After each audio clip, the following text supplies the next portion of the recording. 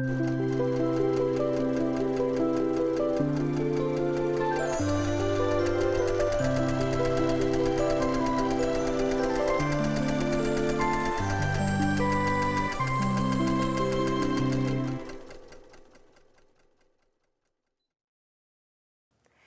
everyone, welcome to Weekend Project. I'm Laura Lynn of the Mama Pop Quilt Shop, and we're very happy to see you here today.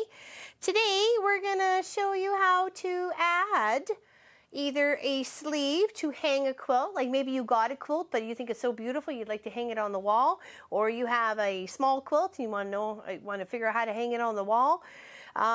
Or you can do either loops or doing like a little sleeve in the back, and I'm going to show you how to do both of them here today. Very simple and easy, okay? So here's a little project. My friend Janice, actually this is the way, because she's put the little thingy on the back there. She labeled hers. It's actually it was for my birthday for November of 2018. So what I like to do, instead of just pinning this always on my design wall, I'd like to actually make a little pocket for it so I can actually hang it on the wall. So it can actually just hang. Actually, I'd like it to go in the middle hallway around all my family photos. So, because I really like this, it's quite lovely. So I'm going to show you how to do this one first, and then I'll show you how to do the one with the little tabs to hang up, okay? So I've cut this a couple inches shorter than the width of my quilt, and depending on the size of your quilt, whether it's a big one, here's a bigger wall hanging here that could use a sleeve. Maybe Munchkin can put the iCard for this one, right about there. And then there's also this one here, which was the seahorse that I made for Pop, when it also could use a hanger on it. But I'm going to actually put loops on this one because I'd like a natural stick, a nice branch or something to go between to hang it up. So I used it for the feathers. But those are just a couple examples of projects that you'd like to hang up. So this is the way you can do it. If it was given to you as a gift and it wasn't meant as a hanger, but you want to make it a hanger, this is what we can do. So cut your fabric a couple inches shorter than the width of where you want to hang it, because we're going to go across here. This just happens to be square, okay? And from there, you're going to tuck in both edges so you're not having any raw edges on the sides. So let's go over here to the machine and just do like a little fold and another quick little fold.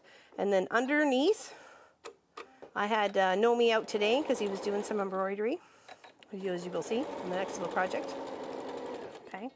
And then from there, we're going to want to seal up those two edges with obviously those raw edges are in on the sides. Now we want to kind of tuck it in to the for the long edge and be able to stitch it down here. So this will be a hand stitch project when it comes to this one, adding the sleeve, because I don't want to stitch through Janice's beautiful project here.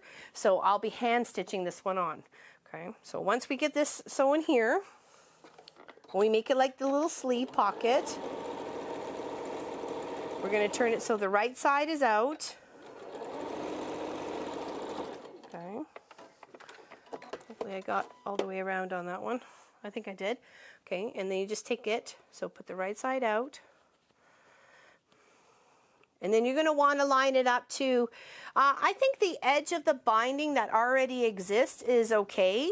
And I'm making it so the pocket is between the quilt and this fabric. So it is doubled up for strength and stability, and to make sure all the edges are sealed in.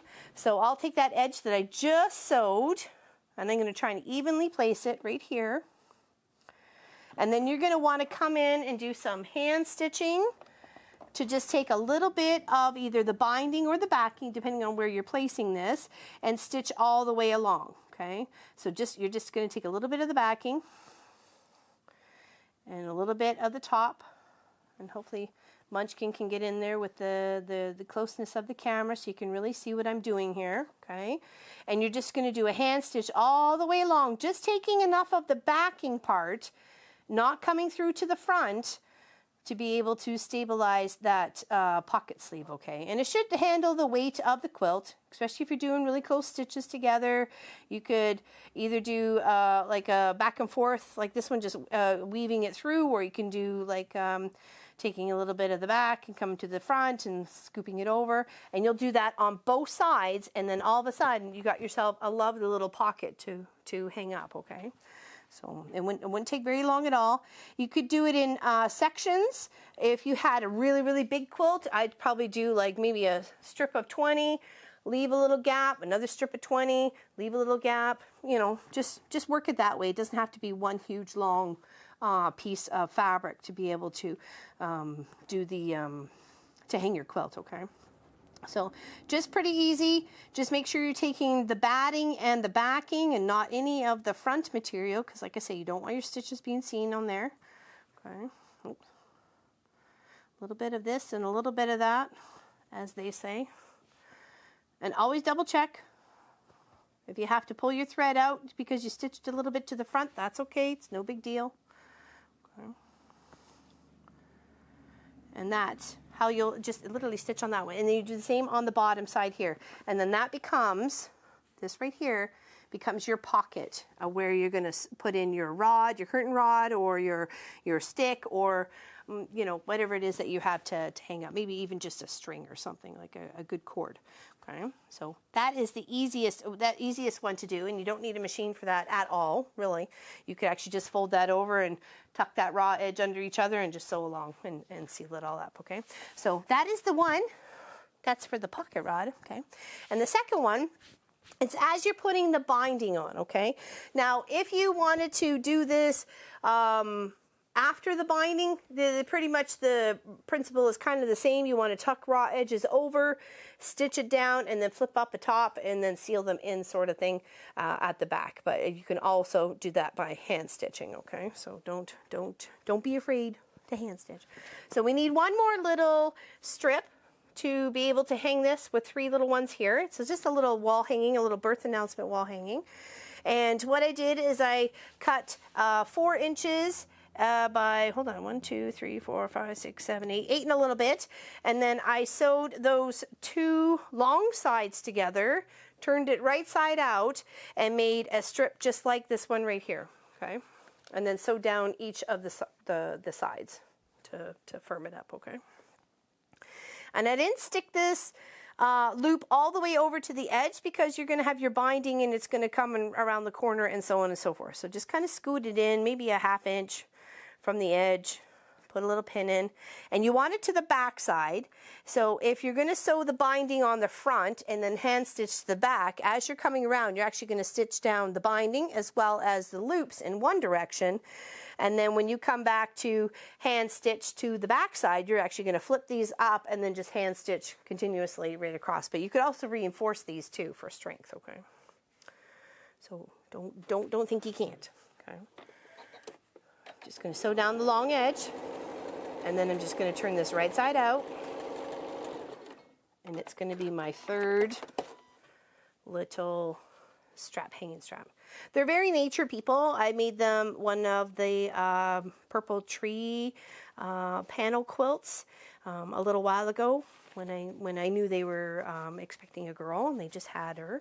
So I wanted to make something nice for the room and also to match, because this green minty fabric is also in the baby quilt I made. So, and I have a couple of burp bibs to go to, and then you're just going to sew down on either side about 1/4 inch, just to, you know, give it that little professional touch. Want to make it look good, you know, because this is going to hang. People are going to see this, right? You want to be able to represent.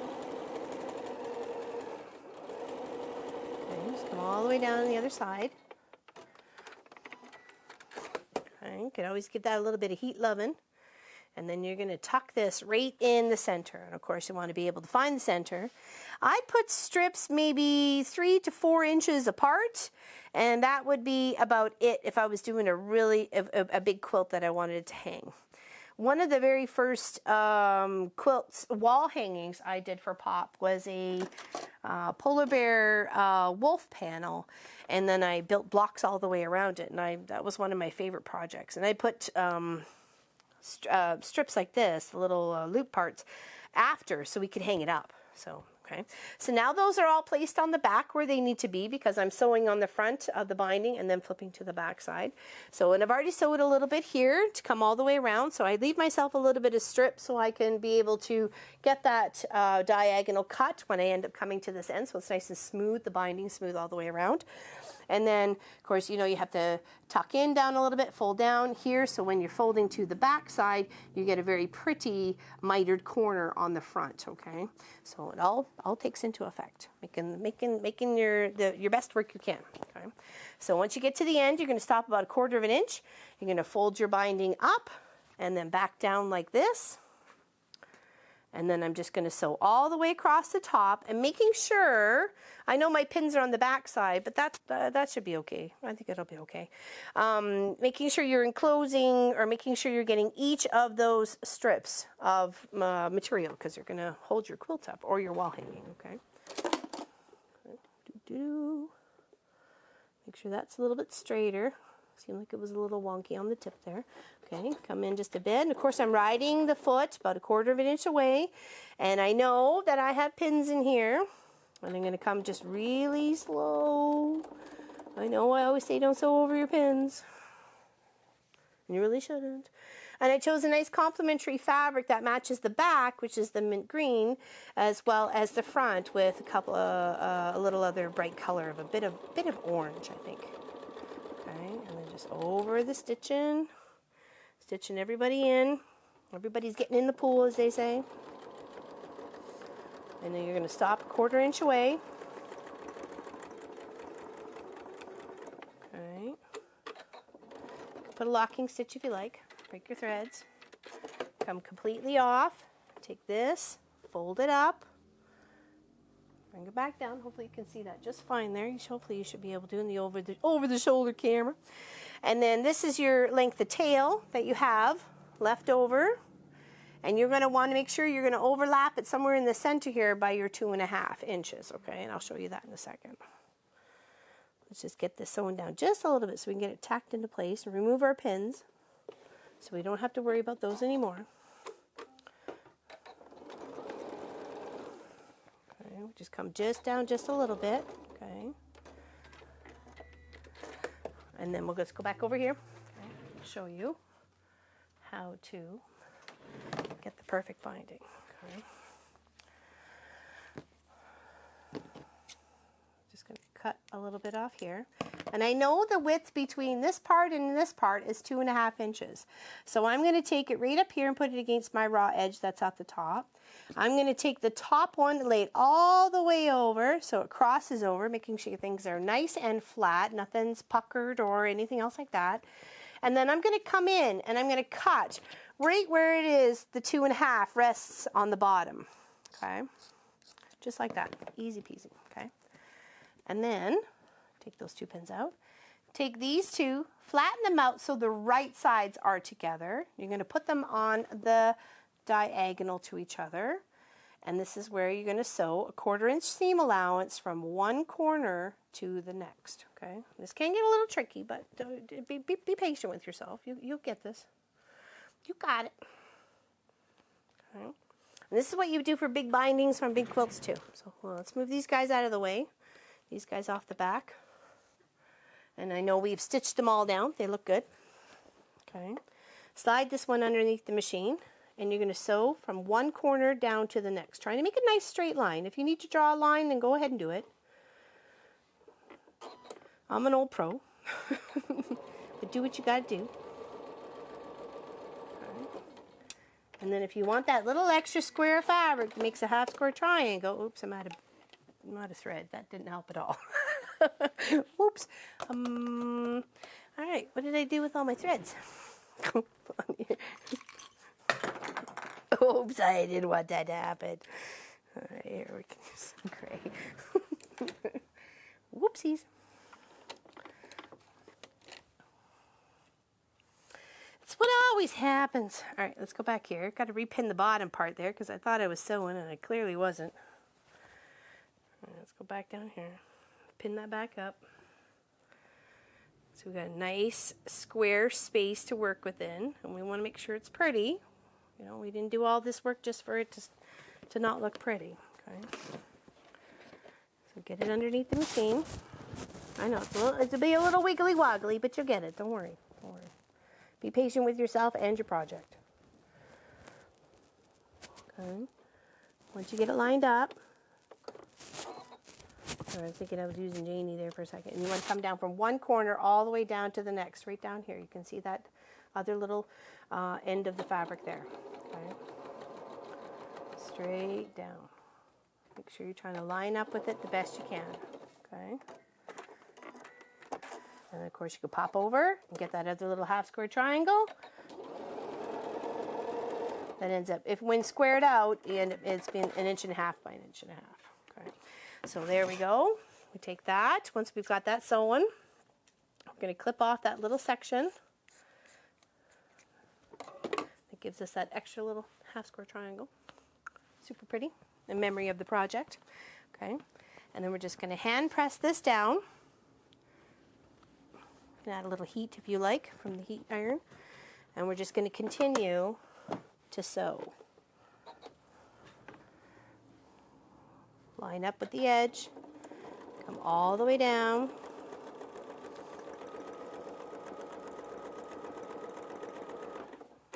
Make sure it's lying flat.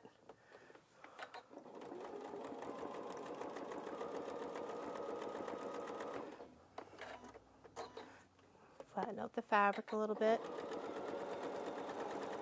Okay, now that is the binding sewn completely onto the front, okay, just like that. And then we just do a little flip to the back side, pull the binding over and across to seal up those raw edges from the tabs, as well as the binding and the quilt project or the wall hanging project, okay. And then you pop a couple of pins in, and you're going to do some hand stitching to get all the way around to make it look pretty, because you don't want your stitches going onto the other side. And then as you're stitching, you're going to bring this one up forward a little bit, and you can add some tack stitches on either side once you're finished the hand stitching of the binding, and then you got yourself a little hanger just like that. Isn't it cute? Super easy, okay? Super easy. There we go. And this is going to get mailed off to the States very shortly. So that's one of the streamers I watch. That's when they had a little baby. So I'm trying to share the love. There we go. So yeah, so that is the little pocket. Some hand stitching. You can sew the pocket itself or the tube itself on your machine, and then hand stitch it for the top and the bottom. If it's a heavy quilt, I'd be adding a lot of little stitches. If it's just a little wall hanging like this, you can kind of maybe stretch it a little bit, because it's not going to be too heavy on the pocket rod fabric itself. Okay, so thank you everybody for liking, watching, and subscribing. We greatly appreciate here at the Mom and Pop Quilt Shop. Mom and Pop Quilt Shop. Where are we? Who are we? And we will see you Saturday at 1 p.m. where we're going to continue working on our Mountain Majesty's quilt project. I've got 2 rows down there. I've got all my blocks done, ready to make more rows. I got 6 more rows to do, and then we have a little outcropping of little squares to go all the way around of Scrappy, so of light and dark. So join us. I hope to see you there, and big hugs to you. And don't forget, the 30th of May, we were doing our, I think, our 6th or 7th 12-hour. So I'm very excited by that. Okay? Take care, everybody. Big hugs. See you soon.